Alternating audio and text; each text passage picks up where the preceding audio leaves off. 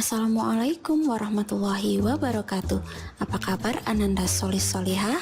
Senang sekali hari ini kita bertemu kembali dalam pembelajaran jarak jauh dalam jaringan SC Islam Tompo Kersan Lumajang. Bersama saya Ustadzah Anastasia Trihardini. Pada kesempatan kali ini kita akan mempelajari tema 6, subtema 1, muatan pelajaran ilmu pengetahuan sosial. Topik pelajaran kita hari ini adalah pemanfaatan sumber daya alam untuk kesejahteraan masyarakat. Baiklah anak-anak, sebelum kita mulai belajar hari ini, jangan lupa kita akan berdoa sebelum belajar. Bismillahirrahmanirrahim. Raditu billahi rabba wa bil islami dina wa bi Muhammadin nabiyya wa rasula. Rabbi zidni ilma warzuqni fahma waj'alni minas sholihin. Asyhadu an la ilaha illallah wa asyhadu anna Muhammadar Rasulullah. Mari kita mulai pelajaran hari ini dengan mengetahui macam sumber daya alam. Sumber daya alam dibagi menjadi dua, yaitu dapat diperbarui dan tidak dapat diperbaharui. Mengapa seperti itu? Mari kita lanjutkan pada penjelasan berikutnya. Yang pertama, sumber daya alam yang dapat diperbaharui. Mengapa disebut dapat diperbaharui? Karena sumber daya alam ini dapat dihasilkan kembali dalam waktu singkat atau tidak pernah habis. Contohnya, tumbuhan, hewan, air, tanah, dan udara. Tumbuhan dan hewan tidak akan pernah habis karena mereka berkembang biak. Sedangkan air tidak akan pernah habis karena air mengalami daur air atau siklus air. Tanah dan udara tersedia sangat melimpah dan tidak akan pernah habis. Yang kedua adalah sumber daya alam yang tidak dapat diperbarui. Mengapa disebut tidak dapat diperbaharui? Karena sumber daya alam ini dapat habis jika digunakan secara terus-menerus, dan untuk menghasilkannya kembali dibutuhkan waktu yang sangat lama. Contoh sumber daya alam yang tidak dapat diperbarui antara lain emas, minyak bumi, batu bara, dan belerang, serta masih banyak lagi. Setelah mengetahui macam-macam sumber daya alam, maka kita akan mempelajari manfaat sumber daya alam tersebut untuk kesejahteraan manusia. Sekarang kita pelajari manfaat sumber daya alam yang dapat diperbarui. 1. Sebagai sumber pembangkit listrik, contohnya yaitu angin, air, dan matahari. Angin dimanfaatkan sebagai energi listrik melalui PLTB, pembangkit listrik tenaga bayu. Kemudian air dimanfaatkan sebagai sumber tenaga listrik melalui PLTA, pembangkit listrik tenaga air. Sedangkan matahari dimanfaatkan sebagai sumber energi listrik melalui panel surya. Cahaya matahari diserap dengan menggunakan panel surya yang kemudian diproses menjadi energi listrik. Selain sebagai sumber energi listrik, angin, air, dan matahari juga mempunyai manfaat lain untuk manusia.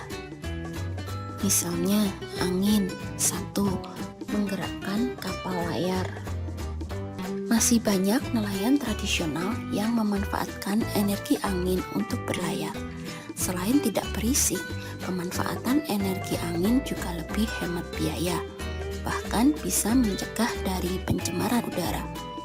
Yang kedua, membantu menerbangkan pesawat. Walaupun menggunakan peralatan dan mesin yang canggih, namun pesawat terbang tetap memanfaatkan energi angin untuk terbang dan bergerak. Energi angin dapat membantu pesawat terbang untuk mempertahankan posisinya di udara. Yang ketiga, membantu dalam irigasi.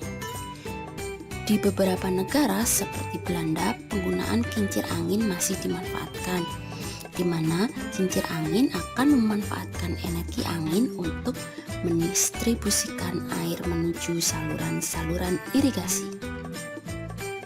Kemudian, air juga mempunyai manfaat lain untuk manusia, yaitu sebagai irigasi atau pengairan untuk pertanian.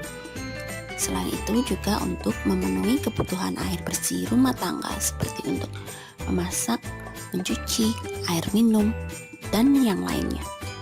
Kemudian manfaat lain matahari. 1.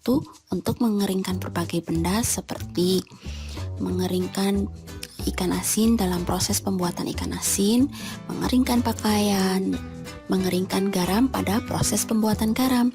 Yang kedua, membantu proses fotosintesis tumbuhan. Yang ketiga, membantu proses pembentukan vitamin D untuk tubuh manusia.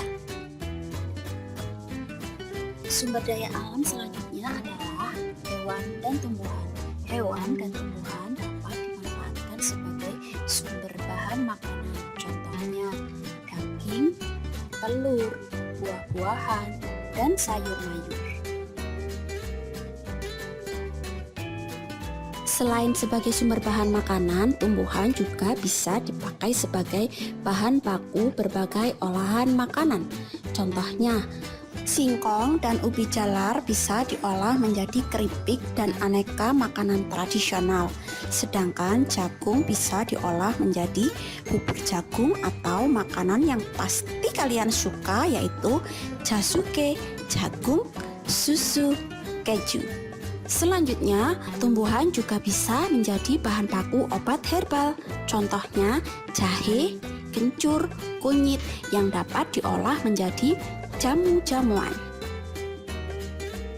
Selanjutnya, tumbuhan juga bisa diolah menjadi bahan baku kerajinan seperti enceng gondok, rotan, dan bambu.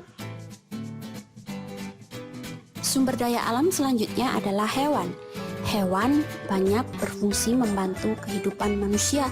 Contohnya, sapi, kerbau, dan kuda biasanya dimanfaatkan tenaganya untuk membantu kegiatan pertanian.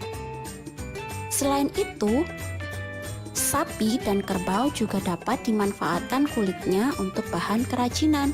Contohnya, kulit sapi dan kulit kerbau bisa digunakan untuk bahan membuat beduk atau rebana. Selanjutnya ada kambing, ayam, dan bebek.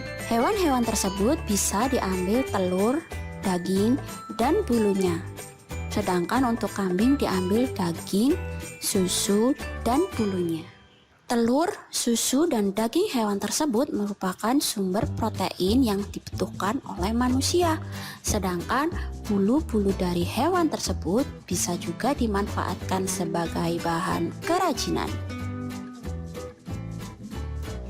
Selanjutnya adalah manfaat sumber daya alam yang tidak dapat diperbarui. Misalnya minyak bumi, batu bara, grafit, belerang, dan sebagainya. Minyak bumi dan batu bara bisa digunakan sebagai bahan bakar untuk alat transportasi, bahan bakar industri baja, bahan bakar untuk mesin kendaraan, bahan baku pembuatan plastik, dan bahan baku pembuatan pelumas. Selanjutnya adalah emas dan perak sebagai bahan baku perhiasan, grafit sebagai bahan baku pensil, belerang sebagai bahan baku kosmet. Berikut ini contoh beberapa sumber daya alam yang tidak dapat diperbarui dan pemanfaatannya untuk kesejahteraan masyarakat.